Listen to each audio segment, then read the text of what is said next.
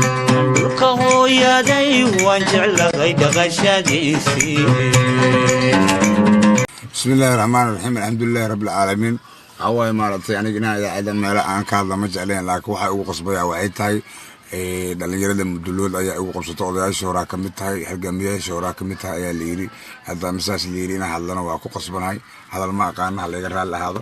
laakiin waxaa idiin sheegayaa waxaan la hadlayaa duubabka mudulood ayaan la hadlayaa, imaamka, malaaqa, ugaasyada, odadhaqameedyada mudulood. waxaa maaragtay 30 sano ayayna haysteen. waxa ay nagu haysteenna wax kale ma ahan, odayaashayna waaye. waxaa iyagaa hormuud noo ahay, iyagaana dhaqaayay. dhaqitaankooda shalay waa waxna wanaagsanay, laakiin maanta waxaa bahasha siyaasaday isku bedeshay. siyaasadana waxaa loo baahan yahay dhalinyarada mudulood aayahooda iyo danahooda inay ka hadlaan. ilaahay idankiisa waana macnaha maaragtay say u bilaabatay, say u bilaabatana waaye kala tag ma laha. waxaa idiin sheegayaa mudulood waa mid, waa far iyo faranti. waxaa odayaasha duubabkaawow, waxaa bahasha siyaasad waaye, dhaqan ma aha. siyaasad waxaa siyaasadna dhalinyaro waaye. aragu hadda soo baxdaan leenahay oo timada oo aqoon-yahan oo waxbarata ayaa yimiday. odayaashayna tahay aatiin idiima diidanin. waxaan idiin sheegaynaa dhalinyarada mudulood ha laga leexdo. waxaa maaragtay daad socdo waaye, dhaqankiiyo dhalinyarada mudulood ha laga reexdo. daad waaye, daadaa socdo.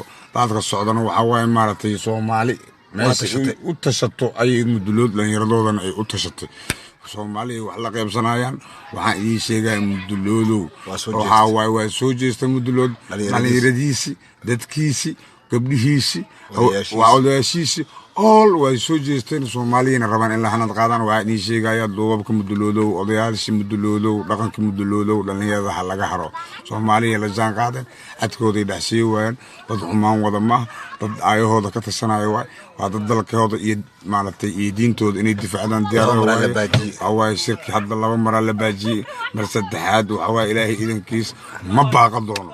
waana la qabanayaa, waa la qabayaa. shirka saddexaad waa la qabayaa. ilaahay waana dhacaa, waana dhici doonaa. odayaasha mudulooda raalli aada, dhaqankiyaa tihiin, duubabkiyaa tihiin, naga aamusa, meel jooga, meel fadhiista. horada dhaqameed hadduu yimaado iyo la jaan qaada idinka. laakiin annaga dhalinyaro muduloodana ilaa idinkiis waxaan taaganaa hawshii aan mudulood oo aayahooda iyo dantooda waxaanayna maana ka shaqay doonno. ilaahay idinkiis waana idin salaamaya. asalaamu calaykum waraxmatullaahi wabarakaatuh.